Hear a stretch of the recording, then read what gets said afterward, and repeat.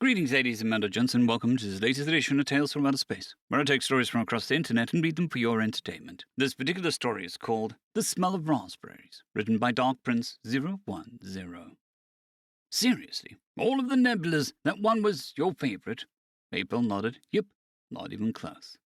The two others sitting at the table next to her started laughing and nudging their third friend, who'd asked the question. See, we told you humans are weird, they said. I just don't understand, said the initial speaker, a furred biped with a shaggy jaw and antennae that ended in tufts of soft spikes.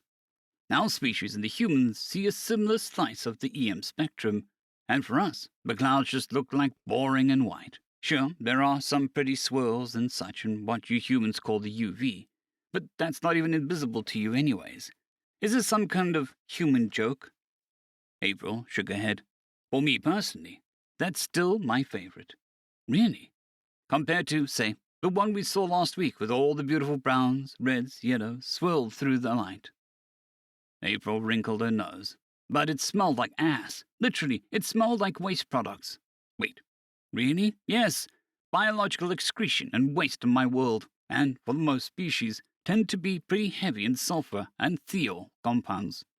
For me the smell was just, dirt, I suppose. April chuckled. I like that so-called boring cloud the most. It smelled like raspberries and vodka, although, no matter how much I begged Nelith, they refused to build me a condenser to collect, saying there could be too many harmful trace compounds to make filtering worth it. The aliens around her leaned forward. Raspberries and vodka? What are those? Well, vodka is essentially purified ethanol diluted in water, manufactured from a human food called a potato. A sort of overlapped tuber. As for raspberries, April struggled for a moment, trying to think of the description her curious audience might understand. Let's see, you don't have fruit, so I suppose it's effectively an engorged flower, well past the point of maturation, filled with bulbous nodules and seeds and liquefied glucose-based syrup, and diluted water. The aliens leaned back, various expressions of disbelief and mild disgust crossing their faces. I don't understand what's with you humans and your planet using water to dilute everything, one said. April shrugged. Well, it makes for a refreshing beverage on a hot day, she said with a smile. Her friends chuckled, shaking their heads, still not fully understanding how odd humans could be. But the laughter abruptly faded as April's head snapped up, her expression suddenly serious. The aliens watched cautiously as she took a series of deep breaths. Humans were renowned for having incredibly sensitive noses, hundreds of times more so than any species yet known. Only a few had stronger perception, but even then it was always in perhaps one or two highly specialized pheromone or hormone detectors, but poor scent differentiation otherwise. Not only could humans identify those smells in kind, but they could also detect a great deal more important sense as well. This was, in fact, why April had been hired onto the crew in the first place. One of the only small band of humans aboard a massive cruiser. She stood and strode over from the bench to her official station, little more than a computer slate with a keyboard next to the wall-mounted seat. That the location of the seat was important, as it sat almost directly adjacent the primary port airlock. It had just hissed open, revealing the faces of a pair of work acquaintances who had been repairing a section of plating damaged by a micrometeoroid. April's brow furrowed as she turned to the miners, her friends approaching from behind, each expressing mild curiosity and confusion. They sniffed through their olfactory organs, little more than short, smooth, finger-length tubes looping through the inside of their skulls near the tops of their heads. The internal muscles squeezed and released, drawing small amounts of air through, but nothing immediately notable caught their attention. One of the newly entered welders held up their small, arm-length emitter and fusing nozzle. Was it this, perhaps? I know you humans can smell when someone gets burnt or melted by a scent alone. April shook her head. No, I know what that smells like, and this isn't quite the same. Her friend seated nearby began to look alarmed. You don't think it might be? One started, but April had already moved quickly to a seat. She pressed a conspicuous button to open communications directly to the bridge. A moment later, the captain's gruff voice came through. Yes, what is it? Captain, April said tightly, I have to report a positive detection of Illimari in the port lock. There was a momentary pause as the captain swore quietly. "Are you sure?" she began, but then cut herself off. April could hear the sounds of the other intercom chimes. A few moments later, the captain's voice returned. "No need to answer that. We've had anomaly confirmations from the fore and starboard airlocks as well." The comm signal abruptly cut off, replaced moments later by a ship-wide communications alert. A ship tone blared, followed by the captain's voice. "Attention, crew of the Font of Viata. We are initiating a full Illimari protocol. This is not a drill. Tech ops, get the depth probe retracted before we lock down the fore airlock. Engineering, spin up as much momentum as you can on the generators before we mute the core. I want maximum defense readiness if we need to jump. Off-board miners have 300 seconds to return before airlocks are sealed." The ship burst into motion. Automatic shutters closed over every open window, and the port dome shield pivoted into place over the engine ports. Metal strained under tension as the ratchet systems clicked, ensuring the covers could retract swiftly thanks to the stored compressed air from the wound coils if the engines were needed. April accompanied her friends around the sector of the ship, depowering non-essential electronics and heat sources and shifting vital systems to hibernation mode. They assisted remaining crew members who had been resting and were now woken up abruptly by the captain's announcement. Together, they secured spacesuits, clicking helmets into place and performing final inspections to ensure everything was protected. The spacesuits helped shield the wearer's heat signatures and provided some protection in case the ship lost atmospheric pressure. A low rumble vibrated through the deck plate beneath their feet as the generator flywheels reached maximum speed.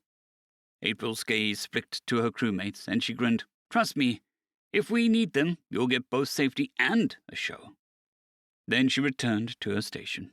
As the last struggled miners quickly entered through the airlock, she closed it and attached a long, widening set of tubing between the circular port and the airlock and a small box positioned a few meters away near her station. One of the crew members, who had never encountered Illimari or participated in an Illimari protocol before, turned to his companion.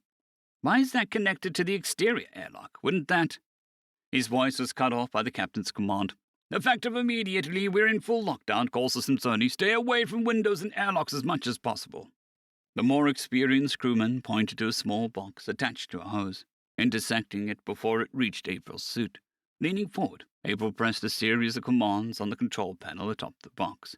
There was a click and a hiss, and a small membranous panel nearby began to inflate and deflate slowly, in rhythm with each of her breaths. The crackle of the captain's voice came over the comm. "Any updates, April?" "No, ma'am. Wait. No, it's definitely getting stronger. I'm glad I initiated the Illimari controls just in time. It's still a little ways off, but not by much." "Very well. Keep us informed. I'll have the engineering standing by." April nodded, saying nothing, her focus on the wall ahead as she took careful, measured breaths. Occasionally she grimaced, reacting to the scent of space. The younger crew members watched, puzzled, as his companions pointed to the box alongside the tubing. "There's a chemically reactive component in there, something humans cooked up before they even reached their own orbit.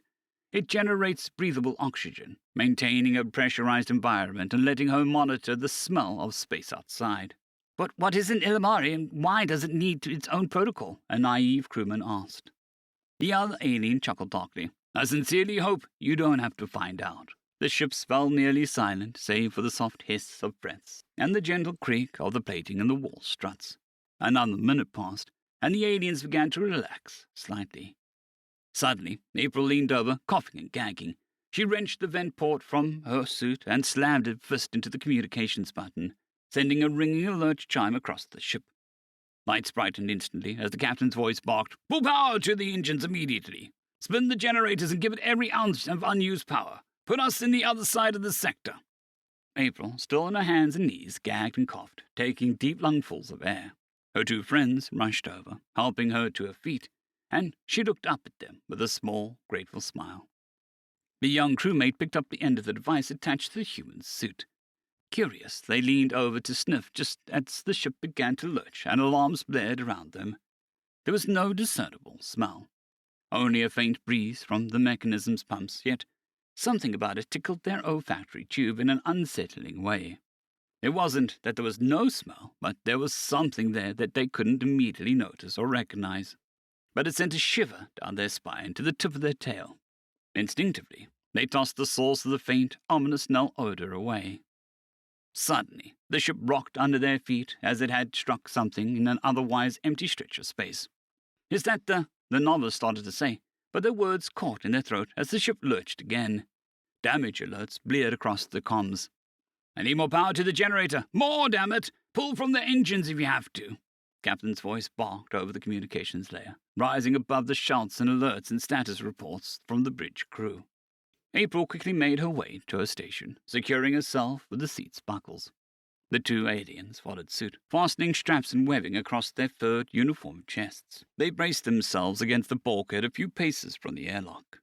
Another jolt rippled through the ship.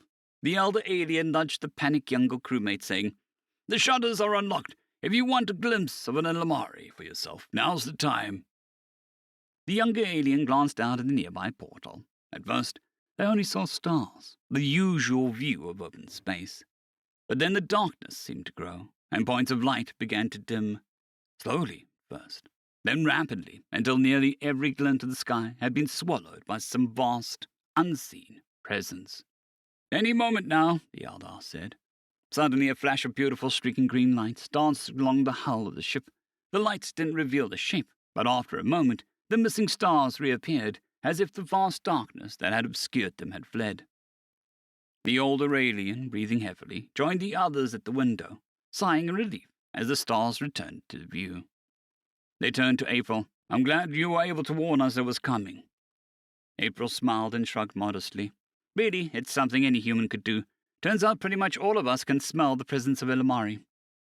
She keyed up the bridge. "Captain, I'm going to head my bunk and get some shut-eye. I think I'm wrapped up for this shit." The captain's reply was curt but cordial. "Acknowledged. Thanks for the good work." As April walked away, the elder alien watched her and said, "Humans don't often talk about it, but several records state that the most shocking thing about leaving their solar system was the smell of space." The younger crewmate shuddered. "Imagine what the humans must have thought when they first smelled an Ilmari," he asked in the strangled, quiet voice. The older alien softly corrected, "No, you must understand. They were shocked that most of space didn't smell of predators." April returned to her cabin, raising the sun visor on the window to gaze out at the passing stars. Idly, she wondered if she might see a star blink out for a moment, obscured by a distant passing monster. Stretching, she shrugged off her jumpsuit and relaxed in the small chair in a narrow cabin. Upon a locked drawer, she withdrew a gas canister. Deeper within the cabinet was a series of filtration, distillation, and osmosis tubing, something she had painstakingly assembled herself after much weeding and convincing the engineering department to at least describe what would be necessary to construct it safely. Even the Nelith refused to make it themselves. The canister had a small window, through which wisps of faint white vapor swirled, visible only to the right angle of light. "Hello, you beautiful," April murmured. Pulling a modified regulator mouthpiece out and putting it in her mouth, she took a deep breath of purified nebula gas, luxuriating in the heady aroma, the strong kick of aerosolized vodka mingling perfectly with the pristine sweet note of raspberries. End of chapter.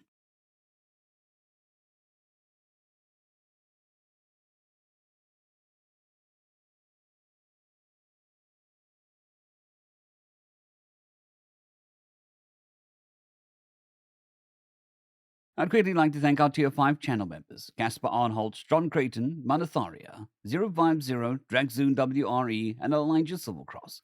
Thank you very much.